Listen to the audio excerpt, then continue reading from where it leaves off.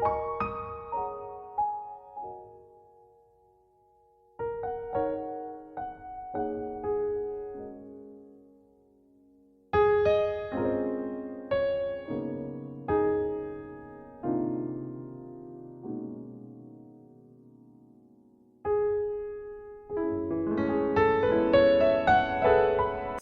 আলাইকুম। আমি বাংলাদেশি ব্লগারের আরেকটি নতুন ব্লগে আপনাদের সবাইকে স্বাগত জানাই। আশা করি আপনারা সবাই অনেক ভালো আছেন। আমিও আল্লাহর অশেষ রহমতে অনেক ভালো আছি।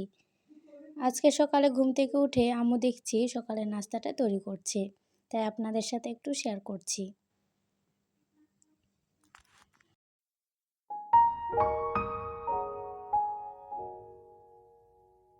এই তো আমি সকালের নাস্তাটি খেয়ে নিচ্ছি। আমার এই ভিডিওটি যারা ফেসবুক থেকে দেখছেন তারা আমার ফেসবুক পেজটি ফলো করে আমার পাশে থাকবেন।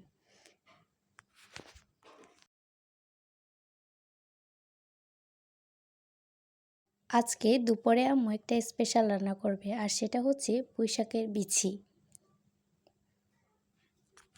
আজকে রান্না করা সবজিগুলো কাটাকাটি হয়ে গেছে।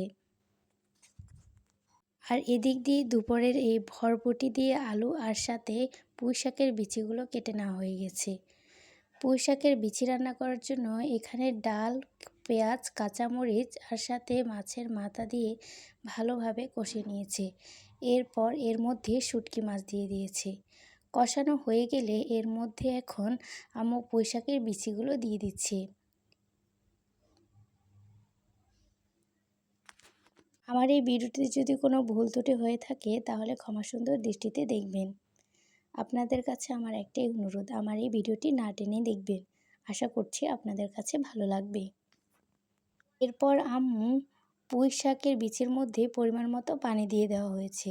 এরপর ভালোভাবে নেড়েচেড়ে নিচ্ছি। আর এদিকে আম্মু ছোটো মাছ রান্না করার জন্য পেঁয়াজ, কাঁচামরিচ এবং অন্যান্য মশলা অ্যাড করে ভালোভাবে মাখিয়ে নিয়েছে। এরপর ছোটো মাছগুলো দিয়ে মশলাগুলোকে ভালোভাবে মেখে নিচ্ছে।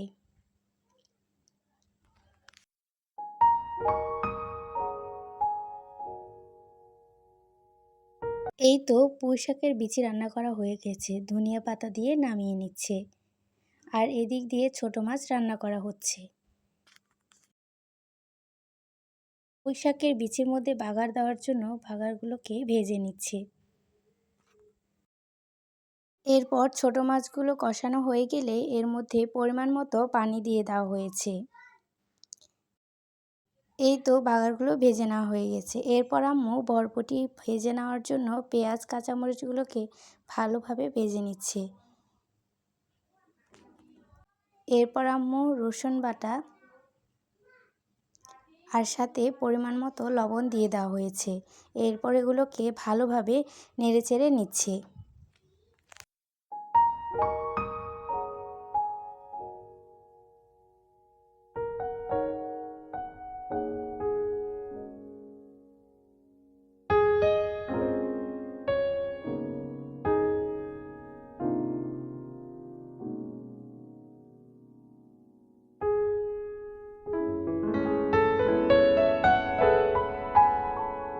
পেঁয়াজ, কাঁচামরিচগুলো ভেজে নেওয়া হয়ে গেলে এর মধ্যে এখন বরবটি আর আলু দিয়ে দিচ্ছে। এরপর এগুলোকে ভালোভাবে নেড়ে নিচ্ছে। এই তো এদিক দিয়ে আমাদের মাছ রান্না করা প্রায় হয়ে এসেছে।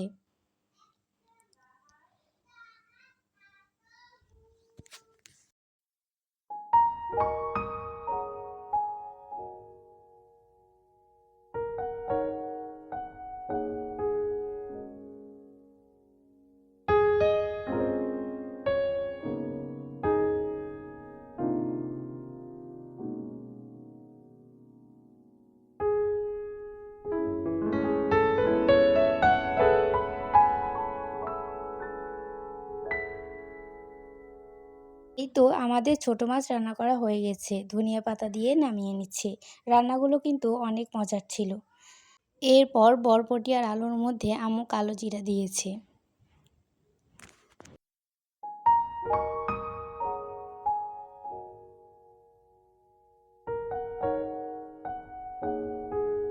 এই তো আমাদের বরবটি ভাজি হয়ে গেছে।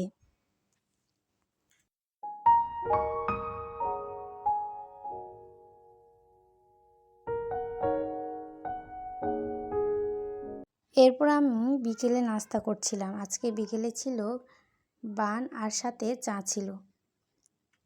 বিকেলে নাস্তা করতে করতে আজকের মতো ব্লগটি এখানেই শেষ করছি। সবাই ভালো থাকবেন। আসসালামু আলাইকুম।